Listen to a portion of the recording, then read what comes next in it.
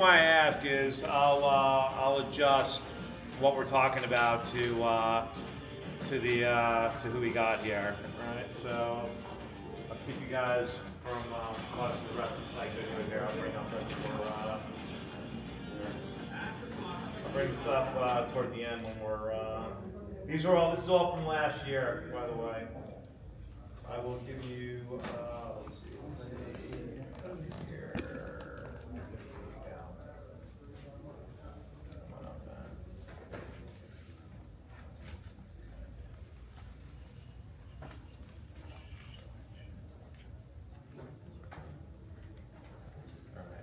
How's it look there? Cool. Awesome. All right. Thanks for coming. My name is Captain Doug Toback. You can call me just Doug. It's kind of hokey when people call you Captain Doug when you're not on the boat, so just call me Doug. I have been fishing for a pretty long time. I've been chartering for over 30 years. Fishing these waters, actually I've maybe been chartering longer than that. Fishing these waters for over 50 since I was a kid, so there's some kid years in that as well. I'm a credentials, although I'm not a big believer in credentials, because credentials don't make you a good fisherman or a good teacher. But I have my 100-ton master's license, so I can pilot big boats. You know, good for nothing in this conversation. Let's see what else. Oh, we have IGFA records for striped bass. You know, bottom line is that I've been, you know, one of the things we do is we fish where the fish are, right? So the boat has been everywhere from South Jersey all the way into Rhode Island. Just so happens that the fishing in this area right now is just fire. It's just so good. My boat now is staying, I'm on western Long Island, South Shore Long Island, which pretty much is fishing the same waters as you guys are fishing in here. One of the things a little bit about me as well, the way we fish, the way I fish, right? I'm super good at data analysis, right? So when we fish, I am fishing high percentages, right? Anybody here a baseball fan? Baseball fans, all right. So you guys know Moneyball, right?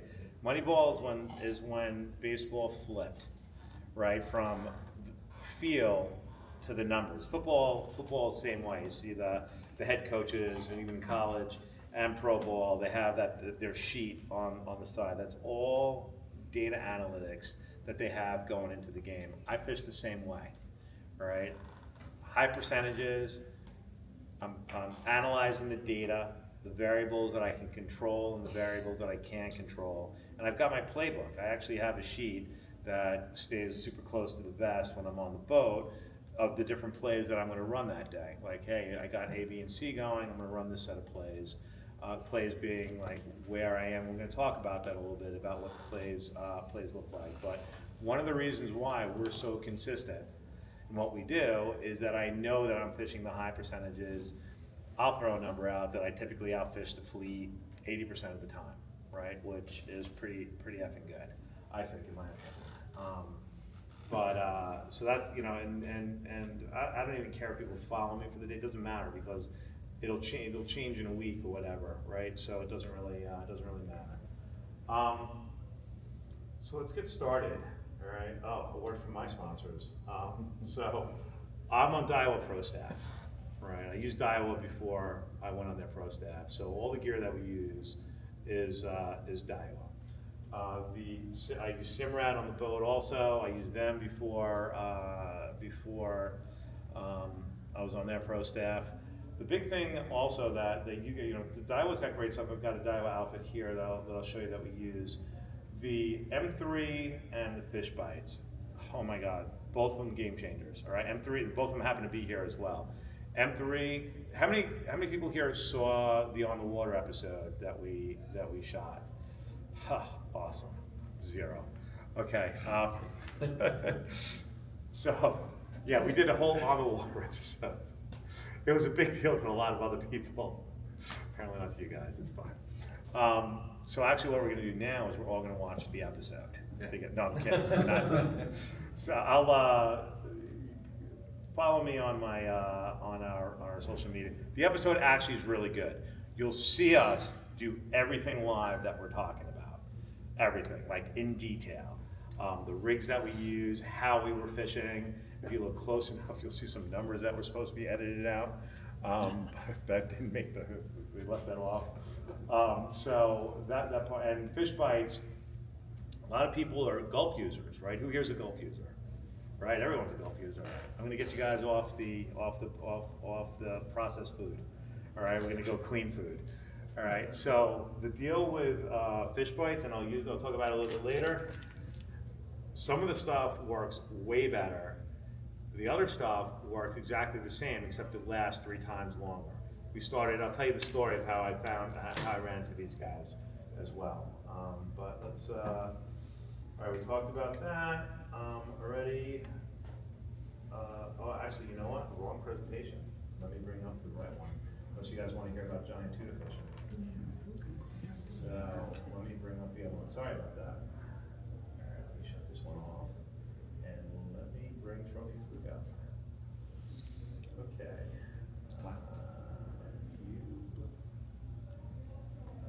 Slideshow. From the start. Okay.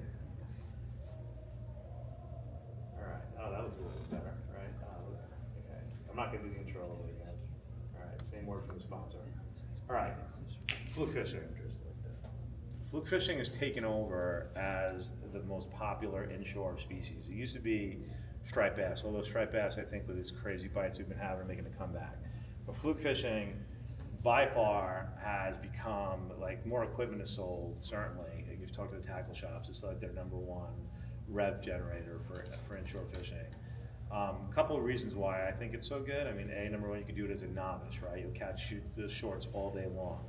If you want to become a Sharpie, though, there's so many things to go into, right? It used to be back in the day when we still striped bass fish a lot, but it's hard for people to see who's good and who's not when there's a large number. The thing, I like fluke fishing because you can differentiate yourself from the crowd by doing the right thing, right? You can cull out those keepers. You know, we're mostly limiting the boat, especially once the end of July happens on. We're New York limit, not Jersey limit. I'd have no problem with all year round, right? Because that's slot that you guys have. But New York is 19 and 19 and a half inches and above, and we're mostly limiting the boat out in New York, right? Which is kind of neat, but we'll talk about it. All right. You know what? I'm going to talk about this for a second. So I talk a lot about preparation, right?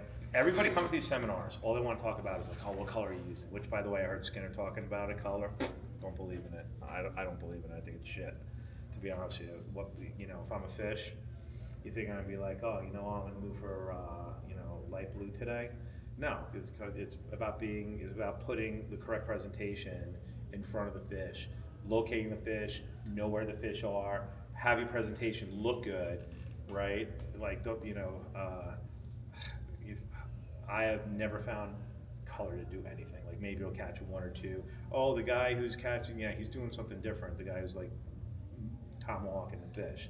He's using the rig different. He's presenting his bait different. It's not, in my opinion, color maybe will catch you, a couple more fish, but certainly it doesn't make a day, right? That's my opinion. The only time I worry about color is when I'm trolling offshore, because the lures are on the surface and they're reflecting in the sun differently. But like, you get below a certain amount of feet in the water anyway, all the color, like, I don't know if you guys know, like, I don't think red even shows up underwater, right? It looks like a different color, so it doesn't really matter. But the big thing that I tell people is you need to have your crap together on the boat. Or if you're on a party boat, have your stuff together. Have your rigs tied, have them neat, have them organized, have your sinkers, have your bait. Make sure you have 2 rods, right? Like 2 rods that are rigged up, ready to go. You break off on one, you get the other one. That prep is ultra important, because when you're fishing, there's only one place you want to be. You want to be in the water when it's time to fish. You don't want to be sitting here and tying rigs, right? You have to be prepared. And that's one of the big things, like, the mates on our boat are so important, because they keep the cockpit in order. All right, I'm highly demanding on them. I pay them above market rate as well, make sure that they're on, it's a desirable job and they're on their game to do it, right? So don't underweight how important the prep is, right? Fishing doesn't start when you get on the boat. Fishing starts days before you have your fishing trip, right? And lasts days after. All right, so that's an important thing. And there's so much involved. Since most of you guys aren't boat guys, I won't go into like all the different things there are. But the one thing that I'll say for you boat guys, right? Does anybody know what the 10,000 hour statistic is? Anybody ever hear like anything about 10,000 hours before? We have one yes. Go ahead, say it. To become a master, you gotta spend 10,000 hours doing something. That's right. Okay, so there's a metric out there, whether it's true or not, who knows, that you have to do something for 10,000 hours before you master it. For those of you who have boats, how many hours a year are you putting on your boat? Go ahead. 150. Right. So 10,000 divided by 150 is probably a lot longer than most of us are going to last here, right? So the one thing I want to share with you is you got to enjoy it, right? Fishing's awesome, man. You're on the water, you're away from the nonsense. Do not put the pressure on yourself to like be like the person who claims to be the expert or whatever. First of all, likely you don't have enough hours. You're not putting enough hours in to become an expert, right? There's a way to compensate for that, which is to think about it when you're not on the water. You can get your 10,000 hours in there, but like don't put that pressure on yourself. Don't try to do everything all at once. Like every season, you do like one thing. Like hey, I'm gonna like really concentrate on this one thing to get better. And that's really there's so many things. Like if you want to become a good fisherman and run your own boat, you gotta your boat needs to be working and safe, right? Which is an adventure in and of itself. Right, like I'm on my boat the entire winter, and guess what I found a couple of weeks ago? I found a leak I got to now fix, right? So that's next week's project, right? Not a leak on my motor and my coolant, not a leak on the boat. That would be much more disturbing. You have to have the skills, captain skills. You have to know how to pilot your boat, right? We can edit that part out too. About my boat having a coolant leak, right? But I'll share it. I mean, it happens, right? But it happens before I step foot on the boat, before the season begins. I'm dialed in. I'm taking care of all my crap way ahead of time. You have to have this. You have to have captain skills. You have to know how to know. Keep your crew safe. You need to know how to position your boat properly. My boat is a weapon. We fish with a boat. We just don't take a bus. Using the boat like a bus. You got to locate the fish. You have to know how to catch the fish, you have to know what the bottom looks like, and then you have to think about what went right or wrong at the end of the trip. There's so much to do. Don't put the pressure on yourself to like get all that at once, but like know what it looks like and pick the one that you want to go after, which I think we can help you with that. All right, this is like again more directed at the boat guys, because if you're fishing off of charter boats, you're fishing off of head boats, they're doing a lot of this work for you. They're going to the place that they need to be going. But there's the things to be consistent. Is timelines, location, technique, equipment, and then there's if you really want to just go after big fish, which is a little bit different than just going out for the day. Right, so those are all the different things that go into it. Timelines I'm going to go into, location. I'm going to go into all of them actually. Looking at it, all right. The most important thing, see the boat guys. I talked about this 2 seconds ago. You got to fish where the fish are. That is it, man. That is the most important thing. You got to fish where the fish are. Doesn't matter what rods, reels, line, tackle, rigs, color, boat. Doesn't matter. You got to be where the fish are. That is it, right? That is it. You got to learn where the fish are. We're going to talk a little bit about it. All right, here's a video. We'll just go past timelines. All right, the timelines. Fluking starts to happen in May. Timelines in Jersey are pretty much identical to ours. So May, the fish are moving into the bays, right? They're making that offshore run from the bays to have their little party of breeding, which is awesome, right? Then in June they start coming out. In July they're at the 50-foot areas, All right, August, they start going a little bit deeper. They're still always shallow though. You still always get fish. You can take a picture of them, man. I don't care. The gentleman, right? Just take a picture. Oh, my camera's dead. Oh, Or sorry, my all right. phone dead. And if you hit me up, I'll send you the slide. Doesn't like none of this stuff's proprietary. It's been filmed a million times too. So even though they're out in the 70-foot spots, they're still they're still in the bays. Like on an off day, or if it's nasty weather, I'll go fishing with my son in the bay, and we'll still catch plenty of fish. But the main body of fish are generally here September. It's deeper in the bays. First big storm in this area, man, the fish boogie out of here. Like if it's after August, that end of August, that fourth week of August on, the fish typically boogie out, right? You can catch them deep. You may have a really good day as they're like all together, but just generally know that when that big storm, matter of fact, if we're doing Fluke charters into the first 2 weeks of September, but if I've got a big storm, I will call everybody up and say, heads up, I don't know how it's gonna be off the storm, but there's a shot it's not gonna be that good, right? And then first trip or two, and there's Bonito we're in too, so I could check into that, which is on the episode.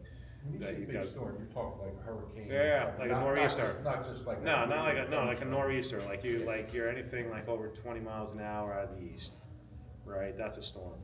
Even like anything over 20 out of the east, right? Which is typically those early nor'easters. It could be a hurricane or whatever. Last year was a whack year though. We had all that southwest wind, which likely kept the water cold. And it changed the dynamics of fishing. We still did very well, but man, like every day on the boat for me, I was like drilling. It was a tough long day. I'll talk a little bit about that in a second. In the bay, when you're fishing in the bay, you can actually get some really good fish in the bay early in the year, and that in times of May. Typically, what I find outgoing tide. In the shallow water, where it comes from deep to shallow, if it's off of the drain, even better, like that 5 to 7 feet of water. You gotta shut your engines off though, it's a one time. I don't even fish it on our boat because my boat's too big. I'll fish it on our little bait boat, but I won't do charters on it. But we're fishing, I'm not really, May, I'm bass fishing. I'm personally not fishing for the charters, but we'll fish, like I said, in the bay. But it's like outgoing tide, in the sun, second half of the outgoing tide, in like that 5 to 7 foot coming off like a deeper drop. All right, and then July is like fun time, man. It's like to be honest with you, for Jersey, you guys can catch keepers in July, no problem. Certainly, so many Jersey boats are hanging out by us. But there's just a lot of fish around, right? It's great. It's beautiful weather. It's not that windy in the afternoon, and you catch a lot of fish. For me, it's all about August. I start trophy fishing. I don't really fish that much in July right now. I'm mostly going offshore. But last week of August to the second week, remember I talked about I'm always fishing high percentages. Right, so, and what we're fishing is we're always fishing for the big day. Not that we always have the big day, but we have the big day a lot. So last week of July to the second week of September, we are drilling it, man, for big Fluke, right? And the trips, while we always have fun on the boat, and it's always it's a nice environment. If I see 5 people eating lunch when we're supposed to be fishing, I might mention something about like, hey, why don't you guys eat lunch when we're moving, right? But that August is when like all our big pictures will all come from August, right? September, September's the same thing. Just looking for that big storm. You can even go a little bit deeper though in September. That's why some of the head boats will combo up sea bass and Fluke and some of the deeper pieces. All right, I'm gonna Like we'll do like, these are all, August trips, you know, so, just like, that's my kid's TikTok, he does the social media, so I'm not, that's not me. All right, I'm gonna talk a little bit about, all right, actually, before I get into the stuff that everybody always wants to talk about, which is what, you know, your tackles and your rigs and your rods and all that, because that's fun, right? Everybody's like it's fun to talk about tackle, but it's really less important than the first part. Does anybody have any questions about the first part? One of the things, the last two slides, you had fluke, or a squid on the bottom, meaning fishing squid? Or is that Okay, squid or- I'll talk about that I'm gonna Okay. talk about that, remember that question, Sure. okay? September, it said go out further or deeper. Yeah, Is that, so the one before that was 50 to 70 foot? yeah, you What's can, the range for deeper? 90. I don't know if I'm ready to disclose that. I'm kidding, I'm joking. Follow them. Keep on going until you can't stay in touch with them anymore, right? That is what I will give you there, right? But like, if you've got you know, deep water fishing is not for the weak. It's deep, right? So like, you gotta make sure that you really know how to captain your boat well, so you can get over the different areas and the different pieces and stuff like that.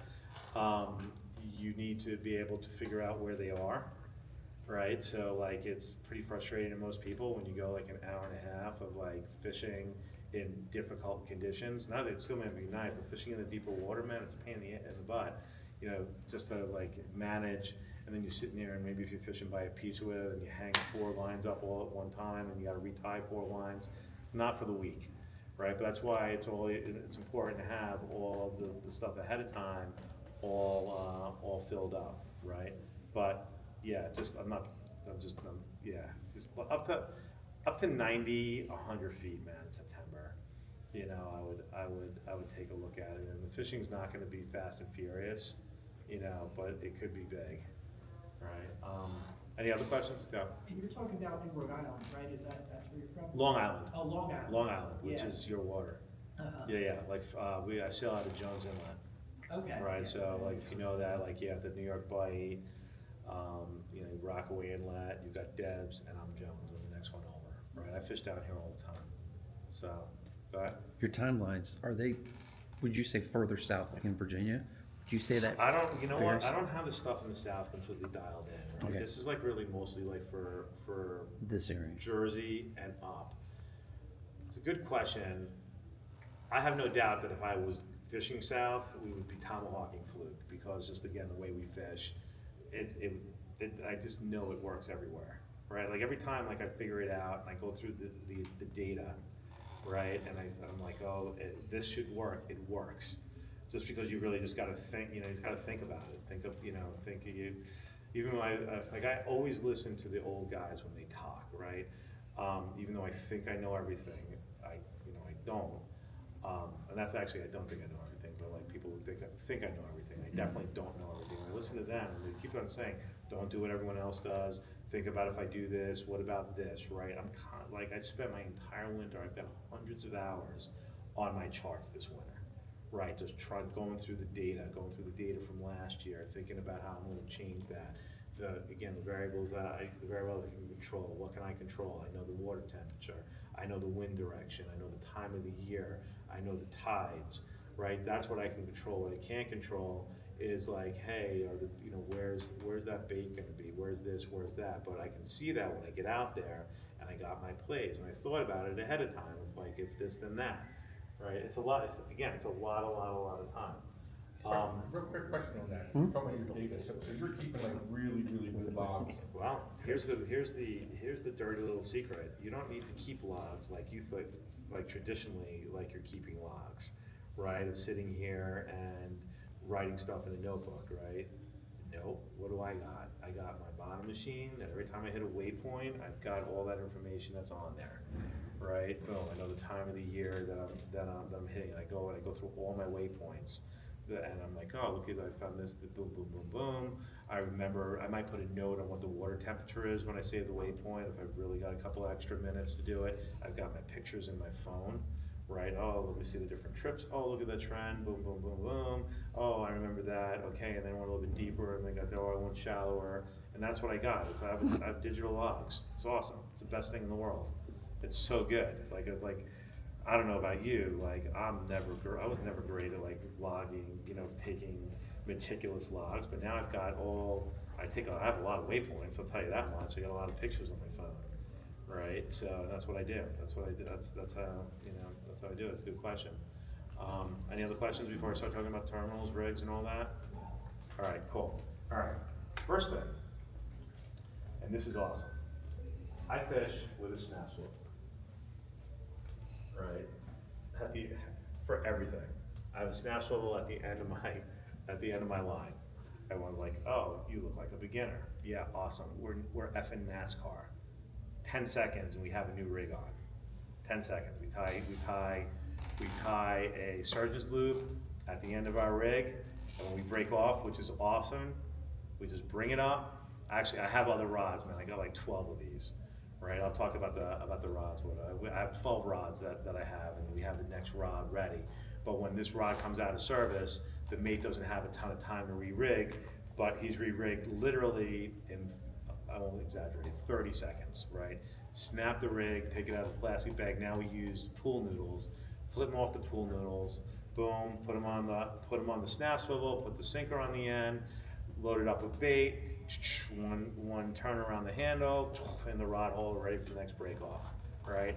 I use this for striped bass, I use it for fluke, I use it for sea bass, I use it for cobia, anything I left out, even blackfish I'll use it for, I don't care. It's, who cares? Like, it's awesome. It's like, why on earth, are you guys competent enough to throw like an awesome knot in the middle of like a wicked crazy bite on a barrel swivel, right? And then you catch your fish of a lifetime and you hope to God you tied your knot right. I'm not, right? When all hell is breaking loose, when we're on a bite and I'm like, they're here, let's go, no talking, let's just like dial in, big fish come over, no picture, we'll catch the picture later, there's a bite on, let's hit it. And the trip is made by 30 minutes when you're on that bite. I do not want to F around at all. I gotta be ready, everyone has to be fishing the whole time. Snap swivels keep us in the water, all right? The other thing that we use is we use high-low rigs. Well, you know what, I cannot believe I didn't snag any of them from M3. So I'm gonna have to do this like without showing hands. We use M3 high-low rigs. Matter of fact, the floating head ones. You'll hear on the episode, Jimmy Fee says, these floating, and it could have been any better, these floating rigs are outfishing everything. They do. The high-low rigs outfish everything for action, right? Everyone know what a high-low rig is here? All right, great. That's what we use 85% of the time, all right? The other 15% of the time, when we have dialed in and there's really big fish, we'll go to the Fluke spoons, all right? And the Fluke spoons we use are the 5 or 7 inch spoons with the bucktail tail with our strip of bait. This is how big our Fluke profile looks like, yes. We use the one bigger spoon than that, all right? But if you give that to me, right, this is how a Fluke spoon would look had I brought one. Thank you for bringing one. We do use the bigger spoon, all right? So like if you see how big the profile is, the profile will be this big. Then I put a strip on. This is how big our profile is on a, Sorry to interrupt, I left my charger in here. That's not it. okay, that's all I got for you. Cody's trying to sell some chips, sorry. No, it's all good. It's not here. So our Fluke profile is like this big, all right? So, oh my gosh, we catch shorts on that too. The Fluke are so aggressive, it doesn't matter. The thing that I like about the spoons also is that the spoons have, they have two hooks in it, right? So if they're short hitting or whatever, you have that second stinger hook in that, all right? The bigger fish predominantly come off of the spoons, although we have plenty of big hanger fish on the high lows as well, right? But when I really know there's big fish there, then we'll flip over to the spoons. All I have a question. Shoot. I've understood high-low as being like a sinker with 2 dropper loops, but you mentioned bucktails. You put a bucktail on the bottom instead of the sinker. You can put a bucktail on the bottom. Okay. If you have enough money. Yeah, so you have 3 hooks then, 2 droppers You and? can, or just yeah. one? Okay. Honestly, like the Fluke, the big Fluke guys, the big Fluke, guys who come on the boat with 5 rods apiece and like 2 literal suitcases of stuff, sorry, on the thing, they put a bucktail on the bottom. I'm fishing some sticky stuff, man. It's an expensive day, and honestly, let me just see the slides that I'll talk apart.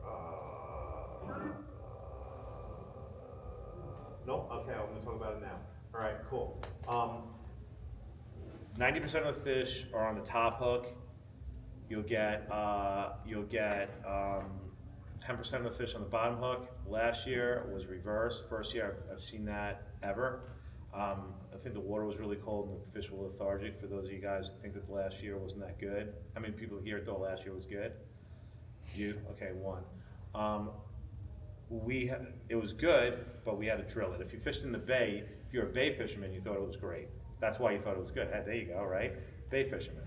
Because it was so cold last year, the water was cold, those fish never really moved out of the bay, they kind of stayed in the bay, right? So that's the reason the guys that were in the bay thought it was like a killer year, and it was for them.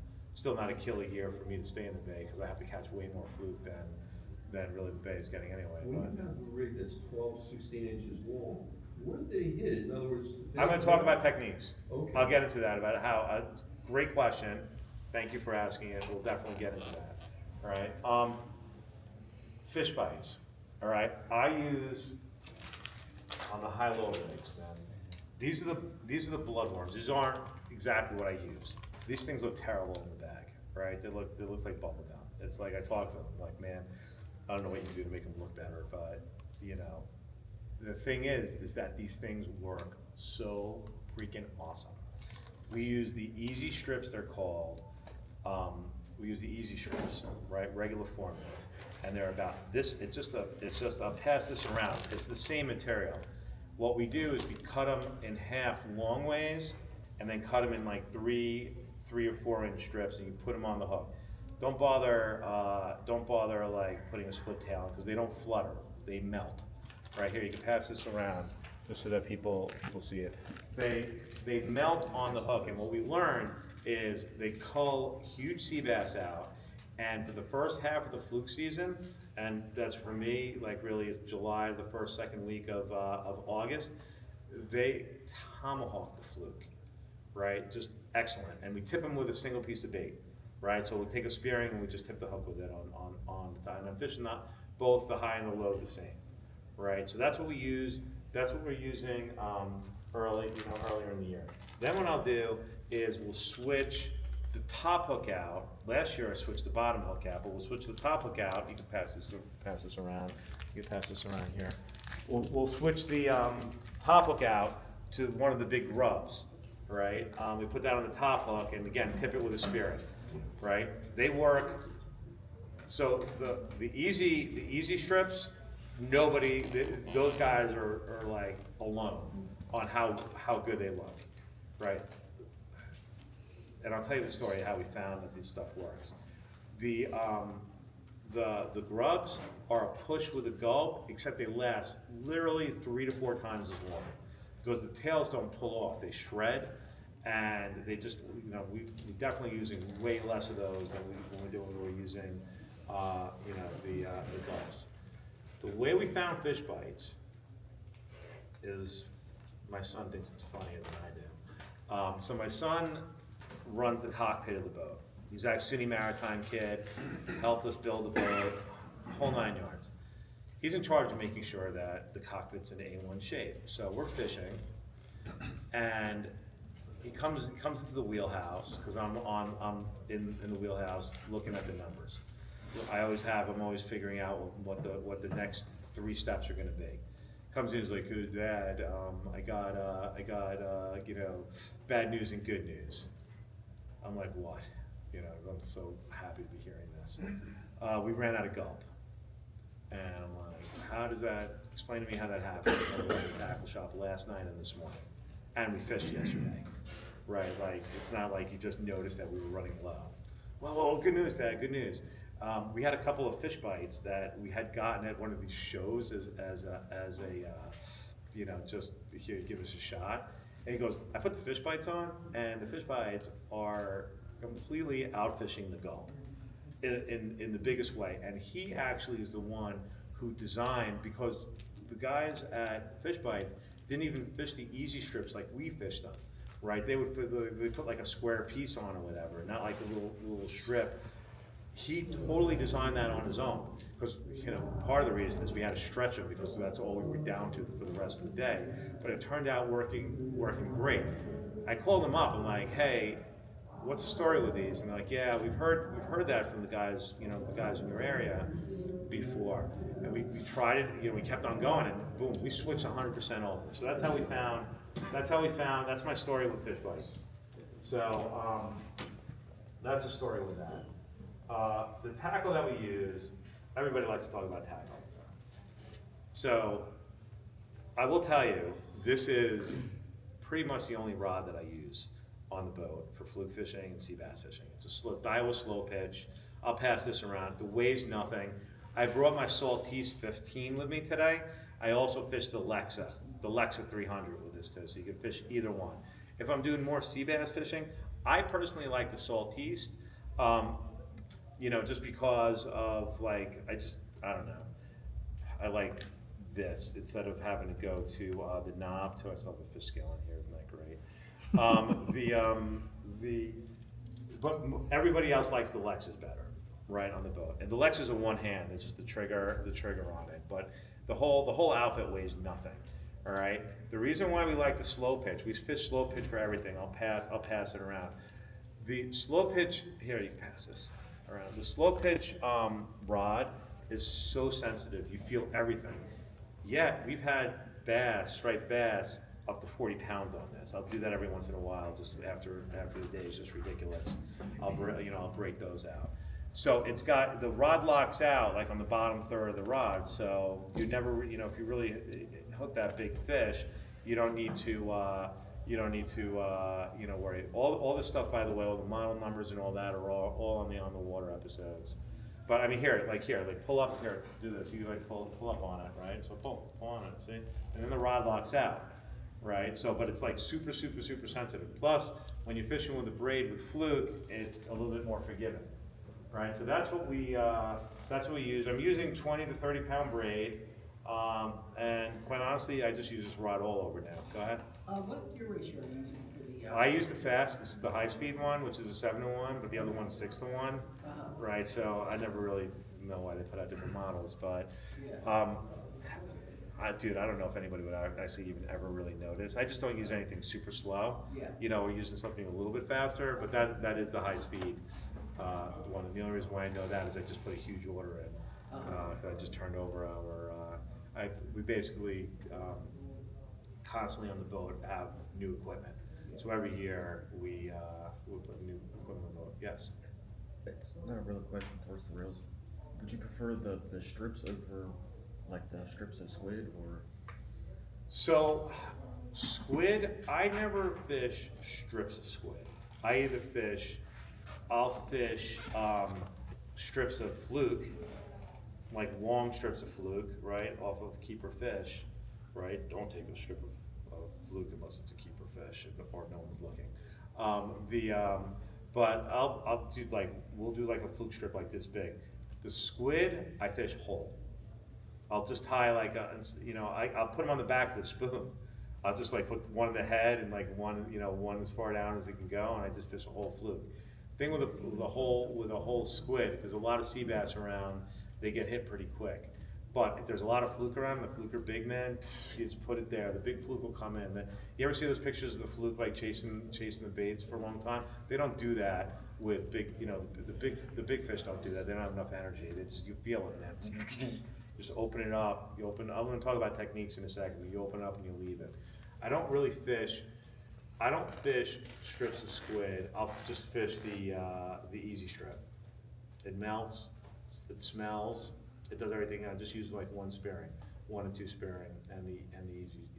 The good thing about the The good thing about the easy strip is that if the spearing gets picked off, you still have that that's laying on the hook too as well, so you kinda have a second shot at it, right? How big are the whole squid that you like to use?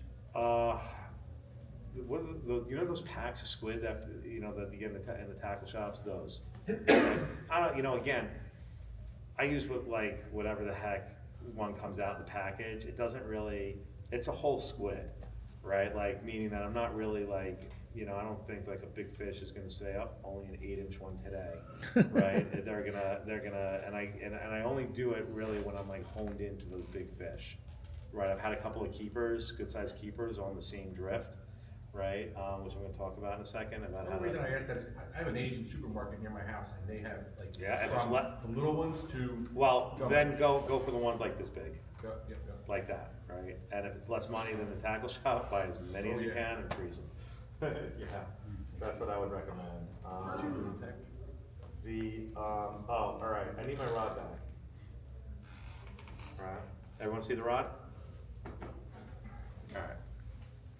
Not because I don't trust you, I want to show you something. We're gonna talk about catching the fish now. All right, so, there are 3 different ways. All right, actually, even before I get into this, the reason why fluke fishing is so hard is because angler skill is super important. It is super, super important. I tell people that on the striped bass, tuna fish, sea bass, all on me, right? Basically, like, because the fish are hooked themselves so hard, they tomahawk the hooks, right? It's just like, don't, as long as you're like remotely in the area, you're gonna be fine, right? So fluking, not so much. Like, it's 50% of it, I can put you on the fish, but I need you guys to catch the fish, right? So fluke hit 3 different ways, right? This is an important part of the seminar, all right, for the guys that are on the party boats and the charter boats and anybody else, because these guys are gonna put you on the fish, but you gotta be able to catch them. They hit 3 different ways. They either tomahawk hit, where they come in and they hit it, right? They either lay on the bait or they short hit the bait, all right? We're gonna go through all. Tomahawk, everyone's a pro, right? Just, you know, you're sitting here, just hit it and you're good to go, right? And they're on. Unfortunately, that isn't, you know, that doesn't happen all the time. And these bites, by the way, change throughout the day. It's not like today's tomahawk day, or today's lay on the bait day, or today's short hit day. It'll change different parts of the tide, different parts of the day. So you gotta always be constantly figuring out what happens. But once you figure out the pattern, that pattern is good for at least a half an hour, typically, all right? Now, how can you figure out which one it is? Well, tomahawk's easy enough because they're practically, you could, you know, fish with a dead stick if you want to. Lay on the bait versus short hit. Have you guys ever been fishing and you feel and you feel like the heavy weight, and then you go to reel the fish up and all of a sudden it's not there anymore? That happen? Up in here? All right, it's like, this could be like a meeting, we could all admit it, right? It's be like, all right, yes, I miss fish. I do too. All right, so what's happening is that the fluke are laying on the bait. They're not hitting the bait, or they might hit it quickly and then they'll just jump on it, and it's sitting on their body, on their belly, right? You guys ever hook a fish that's in the side of the thing? Yeah, that's because they're laying on the bait, right? And you hook them, that's, boom, that's an easy peasy, what are they doing? If you're hooking them in here, it's nowhere near their mouth, so they're laying on the bait, right? You'll know it, right, from exactly what I said. You'll miss that fish, you'll feel the weight, and you'll go to do it, and you feel like, you kind of feel the weight of it, and then you go to like lift it up, it's like, what the fuck, where the hell are they, right? So, this is the way, when that happens, what you do. First thing you do is you open up your reel, you know, when you're fishing, and you leave your reel open, right? And high-low rig, so you guys are working the high-low rig up and down. You feel the do-do-do and the weight. You drop back on the fish, right? Just you open up the reel and just leave it still. It's sitting on the fish, right? Then, I don't know, you can count, depending on how fast the drift is. If the drift is fast, you don't wait as long. My boat's down east boat, we only drift at 3/4 of a knot, right? In the worst, 3/4 of a knot, it's starting to get pretty windy. Bless you, it's one of the great things about our boat. I'm in the strike zone for a long time. So I just tell everyone just to open up for a little while, and just count like, you know, 1, 2, 3, 4, 5. right? Then you close it, and you just take a reel, and you just slowly lift it, all right? And so now it's sliding out of the belly, and then you'll feel chill for a second, and then set it the rest of the way, right? So it looks like this. You know, you get your hit, boom, it's like this, taking it, boom, I'll go like this, I'll take 1, 2, just to get that slack out, I'll lift it, I'll feel it here, wait half a second, and then just finish it up there, and keep the rod up here, and take a couple of reels on it, and then you're set, right? Then you're set. And that's the way laying on the bait, all right? So, what if you feel the do-do-do-do and nothing? But what is the fish doing with that? Like, So what happens is it comes out from underneath him, Yeah. goes in front of him, he hits it with his mouth because he thinks his bait has been laying on is escaping. You delay it for half a second so he has a chance that it's in its mouth, but now he hits it in his mouth and then you hit him again. What's he saving it for later? Excuse me? What is he saving it for? It's like they're gonna smother it and kill it or whatever, you know, they hit it once and then they lay on it. You know, like exactly what they're doing. They're not really talking to me when I pull them out. So, yeah.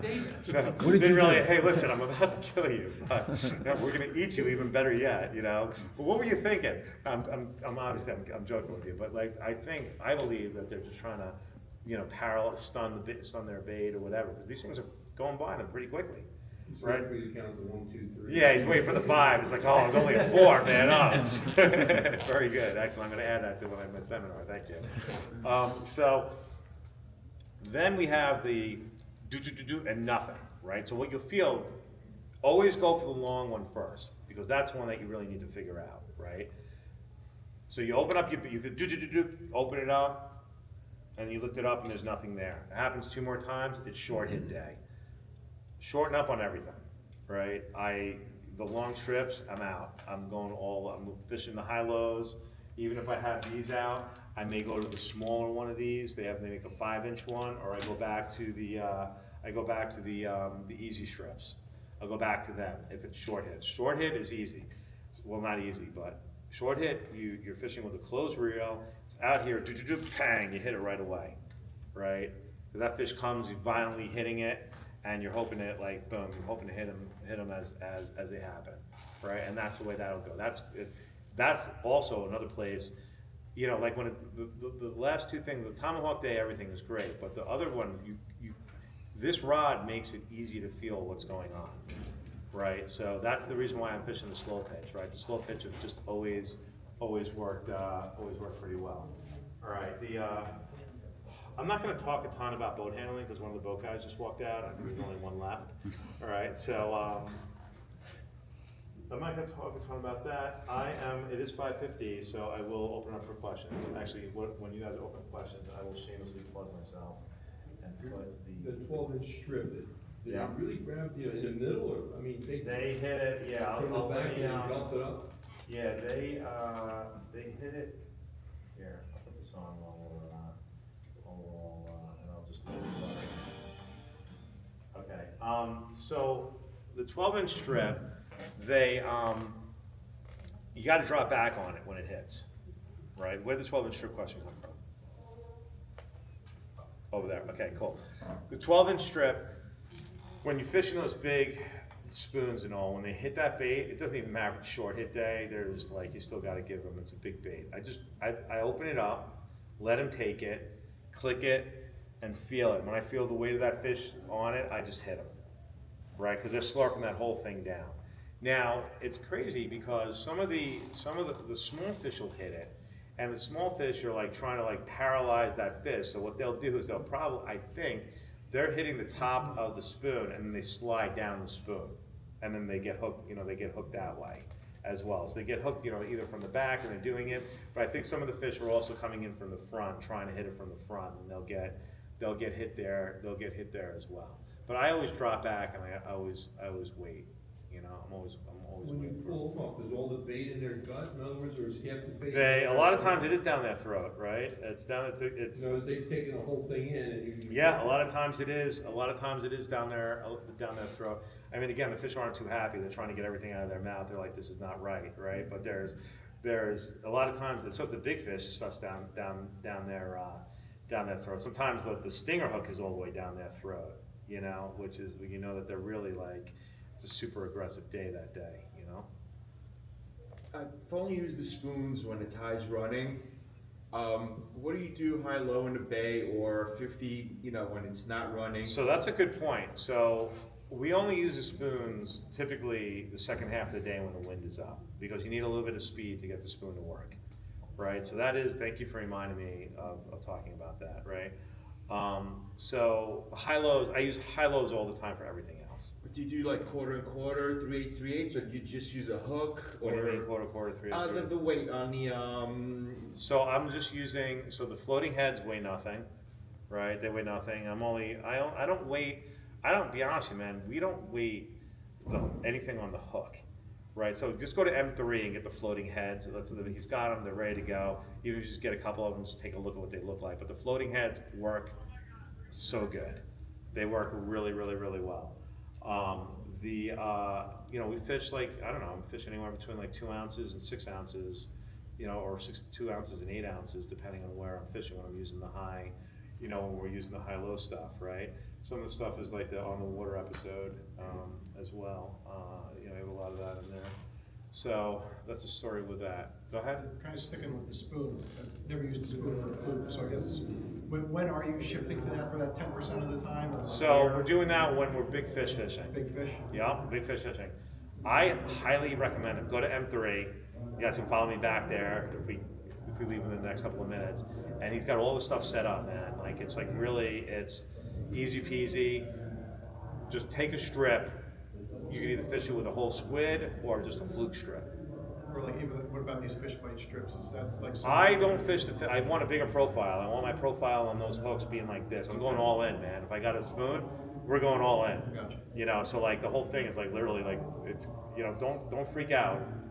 You're still gonna catch fish. So these spoons are in the ocean pretty much then? Yeah, I'm fishing them in the ocean. I'm not really fishing, there's not really not enough, unless it's a big bay.